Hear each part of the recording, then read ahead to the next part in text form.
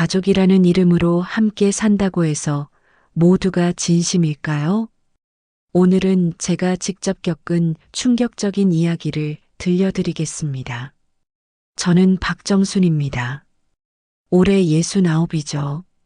남편을 일찍 여의고 혼자 아들 민호를 키웠습니다. 민호는 제 전부였어요.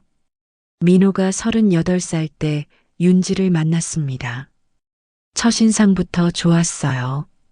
예쁘고 말도 잘하고 예의도 바른 아가씨였죠. 어머니, 인사드려요. 저 김윤지라고 합니다. 윤지는 공손하게 절을 했어요. 저는 속으로 생각했죠. 좋은 며느리 만났구나. 결혼 후 윤지는 더 완벽했습니다. 설날이면 제가 일어나기도 전에 차례상을 차렸어요. 어머니, 앉아 계세요. 제가 다 할게요. 늘 이렇게 말했죠. 동네 이웃들도 부러워했습니다. 정순 씨 며느리 복 터지셨네요. 저도 그렇게 믿었어요. 하지만 뭔가 이상했습니다. 윤지의 웃음이 가짜 같았어요. 입은 웃는데 눈은 차가웠습니다. 어느 날이었습니다. 윤지가 제 방에 들어가는 걸 봤어요. 윤지는 제 서랍을 열고 집 문서를 꺼내 보더군요. 사진까지 찍었습니다. 제 심장이 쿵쾅거렸어요.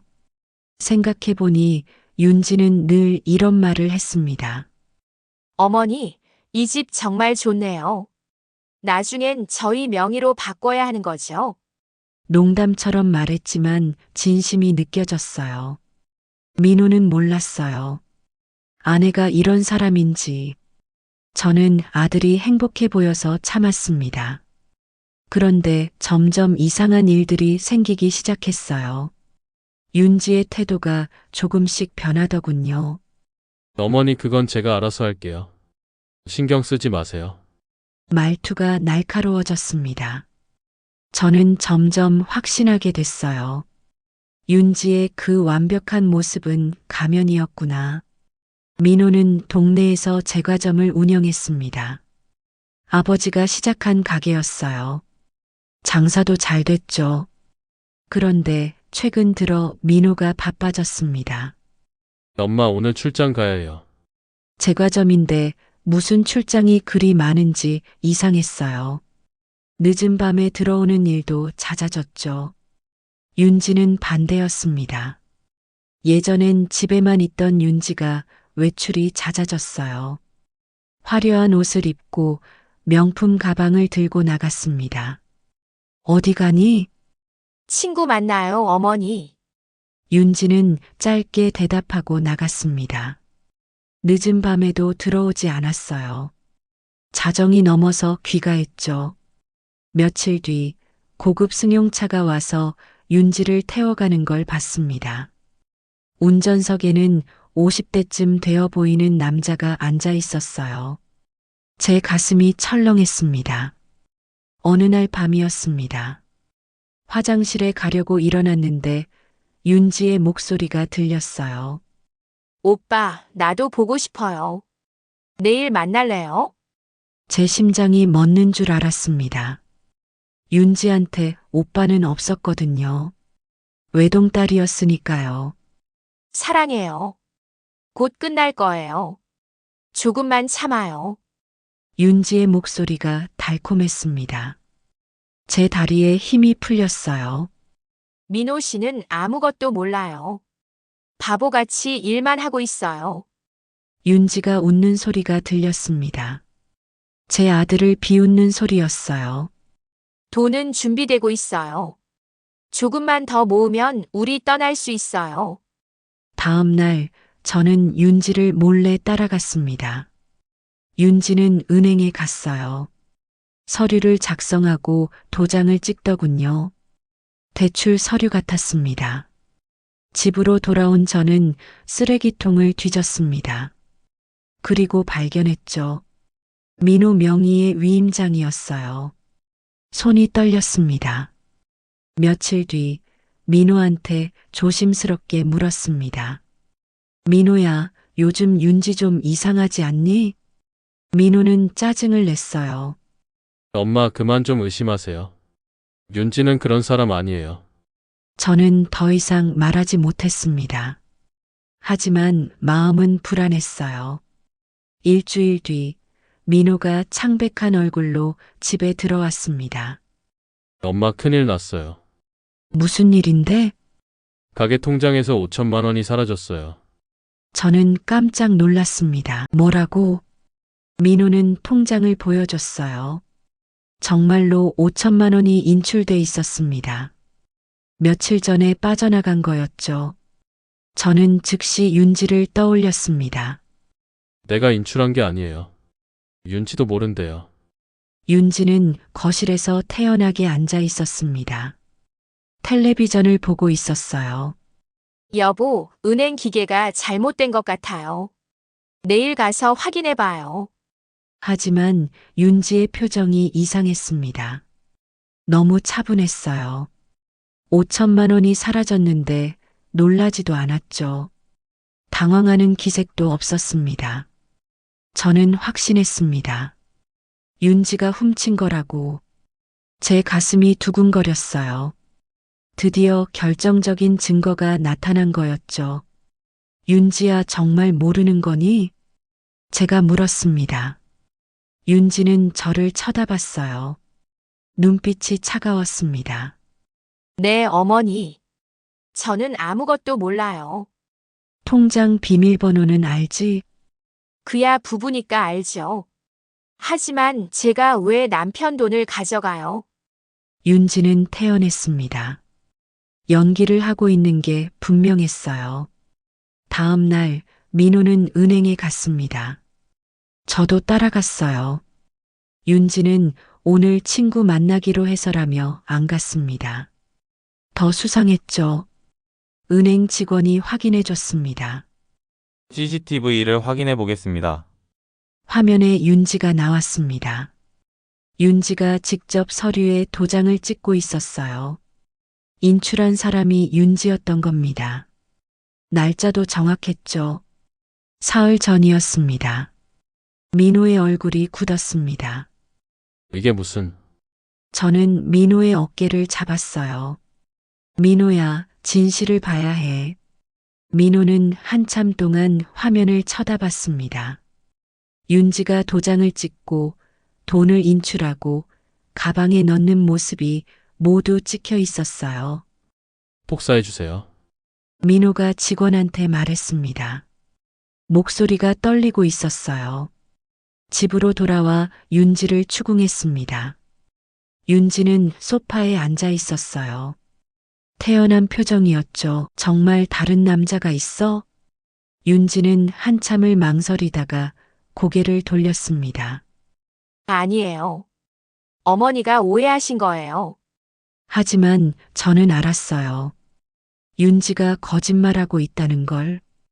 윤지의 눈빛이 흔들리고 있었거든요. 며칠이 지났습니다. 집안 분위기는 최악이었어요. 민호는 윤지와 말도 하지 않았습니다.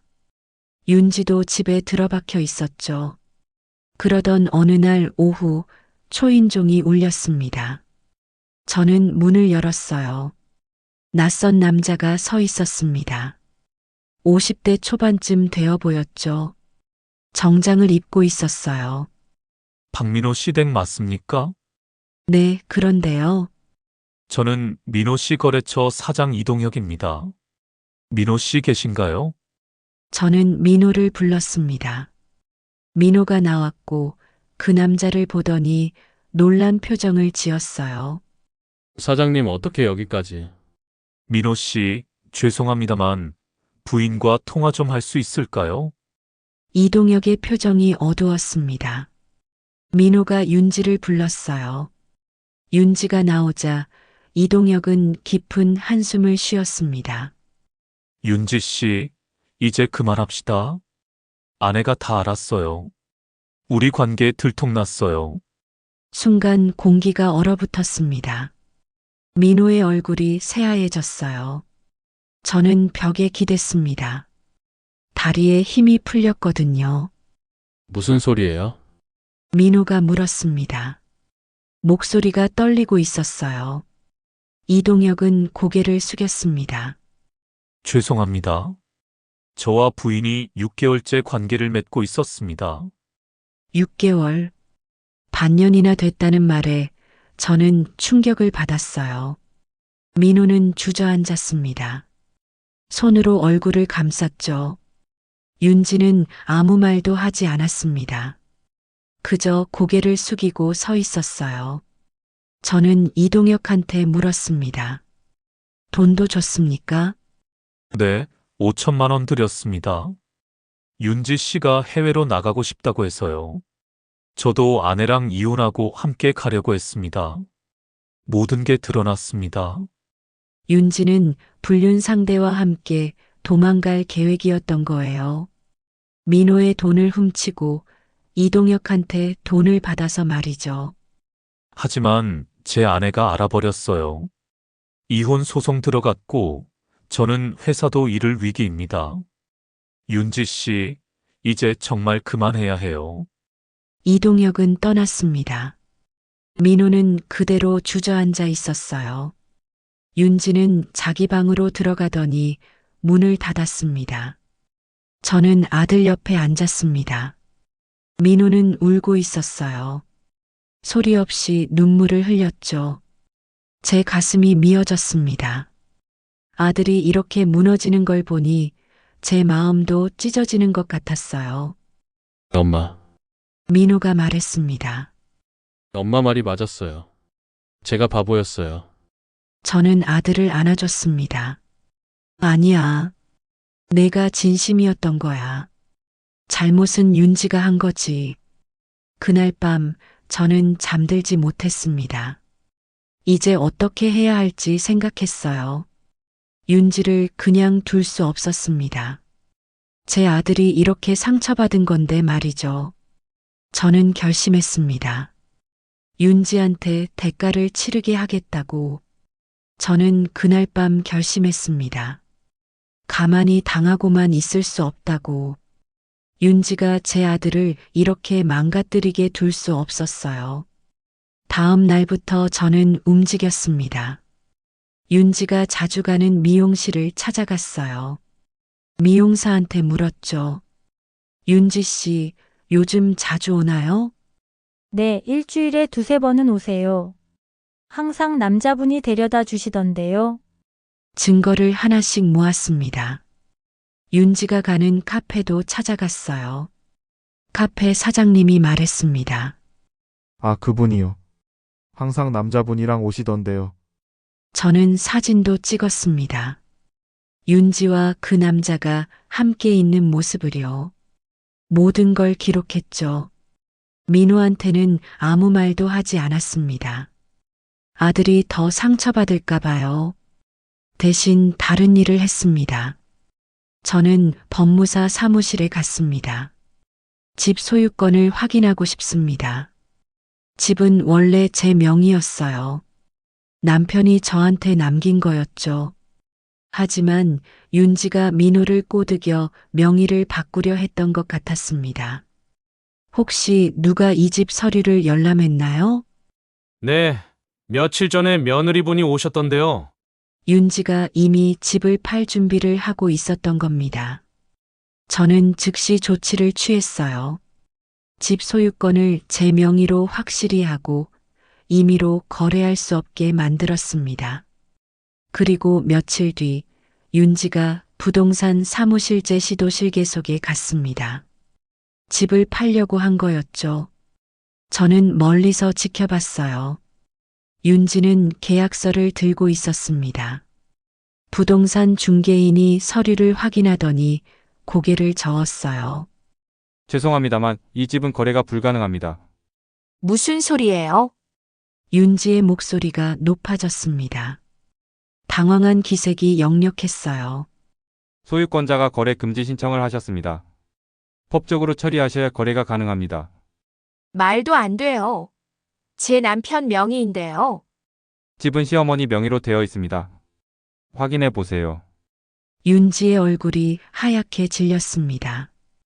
저는 그 순간 안으로 들어갔어요. 무슨 일이니, 윤지야? 윤지가 저를 쳐다봤습니다. 눈빛이 험악했어요. 분노로 가득 차 있었죠. 어머니가 하신 거예요. 당연하지. 이 집은 네 집이 아니잖아. 시어머니가 무슨 권리로 제 인생을 망치세요. 윤지가 소리쳤습니다. 부동산 사무실에 있던 사람들이 다들 쳐다봤어요. 저는 차분하게 말했습니다. 이 집은 내 명의야. 내 남편이 평생 일해서 산 집이고 내 아들이 피땀 흘려 지킨 집이지. 네가 함부로 팔 수 있는 게 아니라고. 하지만 민호 명의로 바꾸기로 했잖아요. 내가 언제 그랬어? 너 혼자 그렇게 생각한 거 아니니? 윤지는 말문이 막혔습니다. 할 말이 없었던 거죠. 저는 가방에서 서류를 꺼냈어요. 이거 봐. 너랑 그 남자랑 같이 찍힌 사진들이야. 물론 통화 녹음도 있고. 봉투에서 사진들을 꺼냈습니다. 윤지와 이동혁이 호텔에 들어가는 사진, 레스토랑에서 손을 잡고 있는 사진, 차 안에서 키스하는 사진. 모두 제가 며칠 동안 미행하며 찍은 거였어요. 윤지의 얼굴이 하얗게 질렸습니다. 손이 떨리고 있었어요. 어떻게? 네가 얼마나 치밀하게 계획했는지 다 알아. 민호 돈 빼돌리고 집 팔아서 도망가려던 거 다. 윤지는 아무 말도 하지 못했습니다. 다리에 힘이 풀렸는지 의자에 주저앉았죠. 이제 민호한테 이걸 다 보여줄 거야. 그래서 그 아이가 직접 판단하게 할 거야. 그리고 네가 훔친 돈 전부 돌려받을 거야. 저는 그날 밤 민호를 불렀습니다. 모든 증거를 보여줬어요. 사진, 녹음, 서류, 전부 다요. 민호는 한참을 아무 말하지 않았습니다. 사진들을 하나하나 넘겨보더니 손이 떨리기 시작했어요. 그러더니 눈물을 흘렸죠. 아들아. 저는 민호 옆에 앉았습니다. 이제 내 눈으로 봐. 진실을 마주해야 해. 민호는 고개를 끄덕였습니다. 엄마 고마워요. 엄마가 아니었으면 저는 계속 속았을 거예요. 제가 할 수 있는 말은 그것뿐이었습니다. 아들이 상처받는 걸 보는 게 가슴 아팠지만 진실을 알려주는 게 제 역할이었어요. 윤지는 그날 밤 짐을 쌌습니다. 도망가려고 했어요. 하지만 그 남자한테 전화를 걸었을 때 충격적인 대답을 들었죠. 윤지 씨, 이제 그만해요. 제 아내가 다 알았어요. 저도 이혼당할 위기예요. 우리 관계는 여기까지입니다. 전화가 끊겼습니다. 윤지는 주저앉아 울었습니다. 하지만 저는 동정하지 않았어요. 자업자득이었으니까요. 엄마, 제발 도와주세요. 갈 데가 없어요. 윤지가 친정 엄마한테 전화했습니다. 하지만 친정 엄마도 차갑게 대했어요. 내가 무슨 짓을 한 건데. 남의 집 망치고 나 몰라라 할 거야. 당분간 집에 오지 마. 윤지는 완전히 고립됐습니다. 불륜 상대는 떠났고 친정도 받아주지 않았어요. 민호는 이혼 서류를 준비했습니다. 며칠 동안 방에만 있었던 민호가 나왔습니다. 얼굴은 여전히 창백했지만 눈빛은 단호했어요. 엄마 이혼할게요. 그래, 아들아. 그게 맞아. 민호는 며칠 동안 방에만 있었습니다. 가게도 문을 닫았어요. 배신감에 무너진 거였죠.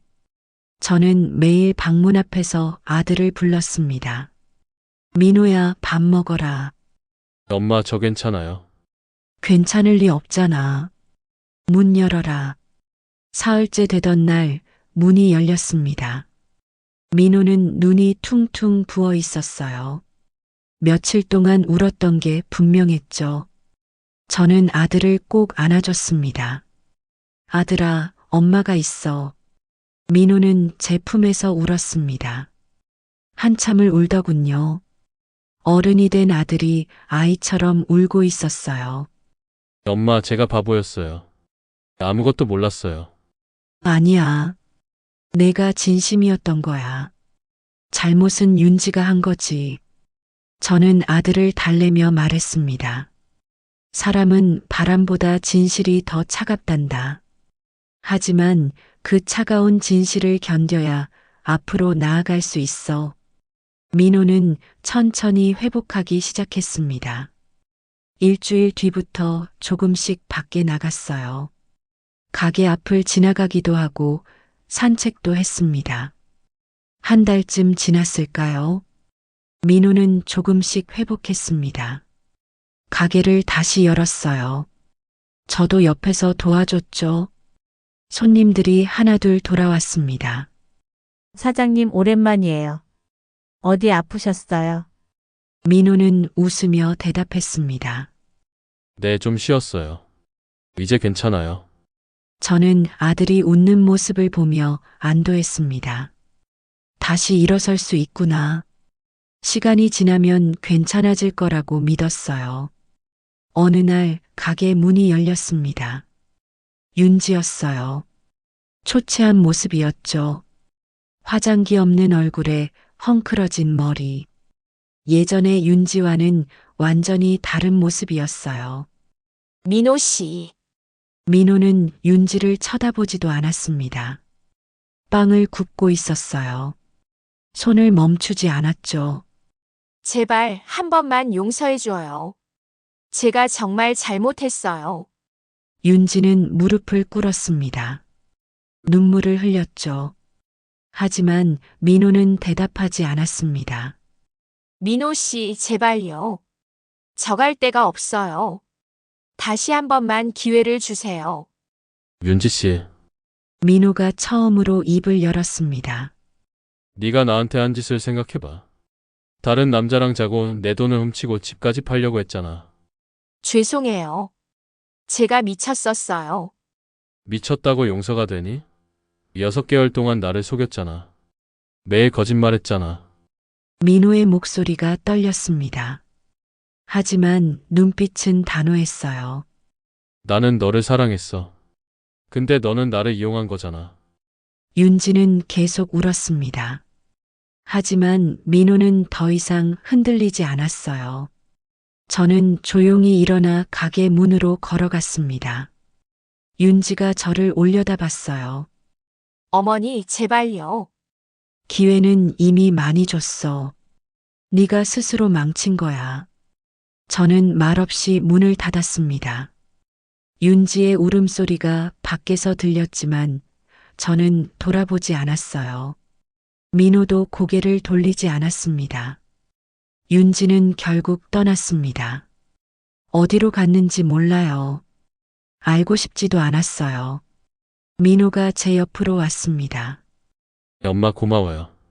뭐가 고맙니까? 제가 무너졌을 때 잡아줘서요. 엄마가 아니었으면 저는 계속 속았을 거예요. 저는 아들의 손을 잡았습니다. 엄마는 언제나 내 편이야. 그리고 아들아, 네, 엄마. 다시 시작할 수 있어. 이번 일로 더 강해질 거야. 민호는 고개를 끄덕였습니다. 네, 엄마. 저도 그렇게 믿어요. 믿음이란 한 번 무너지면 다시 세워도 금이 갑니다. 윤지가 깬 신뢰는 영원히 회복될 수 없었어요. 하지만 저와 민호는 다시 시작할 수 있었습니다. 시간이 흘렀습니다. 반년쯤 지났을까요? 민호는 많이 회복했어요. 가게도 예전처럼 손님이 많아졌습니다. 어느 날 민호가 여자를 데려왔습니다. 26살쯤 되어 보이는 아가씨였어요. 순수한 미소를 가진 아이였죠. 엄마 소개할게요. 지은이라고 해요. 어머니 처음 뵙겠습니다. 지은이는 공손하게 절을 했습니다. 하지만 윤지와는 달랐어요. 눈이 따뜻했습니다. 진심이 느껴졌어요. 우리 가게에서 아르바이트하는 친구예요. 요즘 자주 만나고 있어요. 민호가 수줍게 말했습니다. 저는 아들이 다시 사랑할 수 있다는 게 기뻤어요. 그래, 잘 됐구나. 저는 지은이를 보며 생각했습니다. 이 아이는 다를 거라고. 진짜 내 아들을 사랑해 줄 거라고 말이죠. 지금 민호는 새로운 사람과 행복하게 지내고 있습니다. 지은이는 진심으로 민호를 대해요. 저도 마음이 놓입니다. 윤지는 가끔 소식이 들립니다. 다른 동네에서 혼자 산다고 하더군요. 이동혁은 이혼당하고 회사도 잃었다고 했어요. 둘 다 자업자득이었죠. 저는 이 모든 일을 겪으며 깨달았습니다. 가족이란 피로 이어진 관계지만 진심으로 지켜야 하는 관계이기도 하다는 거요. 윤지는 그걸 몰랐어요. 가면을 쓰고 살았죠. 하지만 가면은 언젠가 벗겨지게 돼 있습니다.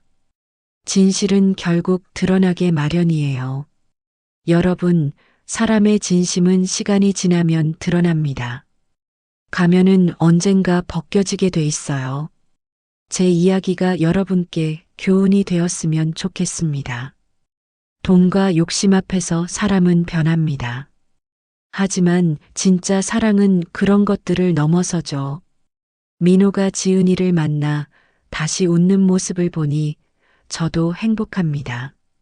믿음이란 한번 무너지면 다시 세워도 금이 갑니다.